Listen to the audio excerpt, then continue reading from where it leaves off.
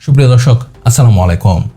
আপনারা তো ইতিমধ্যেই শুনেছেন, নির্বাচনের পরপরই দেশ থেকে পালাতে যাচ্ছেন অনেক উপদেষ্টা। এদের মধ্যে আছেন আসিফ নজরুল, রেজওয়ানা হাসান, সালেউদ্দিন আহমেদ, আদিলুর রহমান, ফজলুল কবির খান, জাহাঙ্গীর আলম চৌধুরী, মোস্তফা সরোয়ার ফারুকী সহ আরও অনেকে। এ সকল উপদেষ্টা ইতিমধ্যে তাদের লাল পাসপোর্ট জমা দিয়ে সাধারণ পাসপোর্ট নিয়ে সেখানে বিদেশের ভিসাও নিয়ে রেখেছেন। এখানেই শেষ না, আরও শুনুন। আওয়ামী লীগ সরকার পতনের পর সাবেক মন্ত্রী, এমপি ও সচিবদের হাতে থাকা লাল পাসপোর্টের রূপান্তরের কঠোর বিধিনিষেধ জারি করা হয়। নিয়ম করা হয়, এখন থেকে যারা কূটনৈতিক পাসপোর্ট জমা দিয়ে সাধারণ পাসপোর্ট নিতে যাবে তাদেরকে কঠোর পুলিশ ভেরিফিকেশনের মধ্য দিয়ে যেতে হবে। এছাড়াও লাগবে আলাদা গোয়েন্দা প্রতিবেদন। কিন্তু সম্প্রতি পুলিশ ভেরিফিকেশন ও দুটি গোয়েন্দা সংস্থার প্রতিবেদন প্রাপ্তির বিধিনিষেধ ছাড়াই খুব সহজে সরকার সংশ্লিষ্টরা যাতে লাল পাসপোর্ট সমর্পণ করে সাধারণ পাসপোর্ট নিতে পারে, সেজন্য সরকার থেকে একটু নতুন প্রজ্ঞাপন জারি করা হয়। হঠাৎ এই নিয়ম কেন পরিবর্তন করা হয়? পরিবর্তন করা হয় উপদেষ্টারা যাতে খুব সহজেই লাল পাসপোর্ট জমা দিয়ে সাধারণ পাসপোর্ট নিতে পারে, যাতে প্রতিকূল সময় আসলে খুব সহজেই দেশ ছেড়ে পালাতে পারে। আর দেশ ছেড়ে পালানোর এই লিস্টে এবার যোগ হলো নতুন আরও একটি নাম, আর তিনি হচ্ছেন বর্তমান পুলিশ প্রধান বাহারুল আলম। তিনি তার কূটনৈতিক পাসপোর্ট সমর্পণের জন্য এই 3 ফেব্রুয়ারি স্বরাষ্ট্র মন্ত্রণালয়ে একটি চিঠি লেখেন। সেই চিঠিতে তিনি উল্লেখ করেন, আমি Baharul Alam, inspector general of police Bangladesh, আমার ব্যবহৃত কূটনৈতিক পাসপোর্ট সমর্পণপূর্বক সাধারণ পাসপোর্ট গ্রহণ করতে ইচ্ছুক। বর্ণিত কূটনৈতিক পাসপোর্টের পরিবর্তে সাধারণ পাসপোর্ট প্রাপ্তির জন্য অনাপত্তি সনদ প্রদানের প্রয়োজনীয় ব্যবস্থা গ্রহণের জন্য বিনীত অনুরোধ করা হলো। আপনারা হয়তো অনেকেই জানেন, এই বাহারুল আলম 2020 সালে অতিরিক্ত আইজিপি হিসেবে অবসরে যান।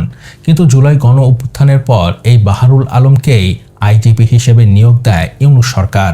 2024 সালের 21 নভেম্বর তাকে পুলিশ প্রধান হিসেবে চুক্তিভিত্তিক নিয়োগ দিয়ে প্রজ্ঞাপন জারি করে অন্তর্বর্তীকালীন সরকার। সেই চুক্তি অনুযায়ী এ বছরের 20 নভেম্বর পর্যন্ত তার চাকরির মেয়াদ আছে। তার মানে নির্বাচনের পর নতুন সরকার এসে যদি তার চুক্তি বাতিল না করে, তবে তিনি আরও 8 মাস তার পদে বহাল থাকতে পারবেন। কিন্তু মজার বিষয় হচ্ছে, চাকরির মেয়াদ থাকা সত্ত্বেও নির্বাচনের পরপর তিনি দেশ ছেড়ে পালানোর জন্য প্রস্তুতি নিয়ে রাখছেন। কিন্তু কেন? এ ব্যাপারে সাংবাদিকরা তাকে প্রশ্ন করলে তিনি এর কোনো উত্তর দেননি। তিনি উত্তর না দিলেও নাম প্রকাশ না করার শর্তে কিছু পুলিশ কর্মকর্তা সাংবাদিকদের জানান, নির্বাচনের আগেই তাকে সরিয়ে দিতে গুরুত্বপূর্ণ একটি রাজনৈতিক দল থেকে জোর দাবি তোলা হয়। তবে সরকারের শীর্ষ পর্যায়ের অনুকূলে নির্বাচন পর্যন্ত তার চুক্তির মেয়াদ বহাল রাখার সিদ্ধান্ত হয়। তিনি ভয় পাচ্ছেন, সরকারে যেই আসুক না কেন তার মেয়াদ আর বাড়ানো হবে না, তাই তিনি আগাম প্রস্তুতি নিয়ে রাখছেন। কিন্তু এটি দেশ ছেড়ে পালানোর কারণ হতে পারে না। এর আগেও তিনি অবসরে গেছেন, কিন্তু তখন তিনি দেশ ছেড়ে পালাননি। এবার কেন পালাচ্ছেন? আসলে এর উত্তর লুকিয়ে আছে বিডিআর বিদ্রোহের তদন্ত রিপোর্টে।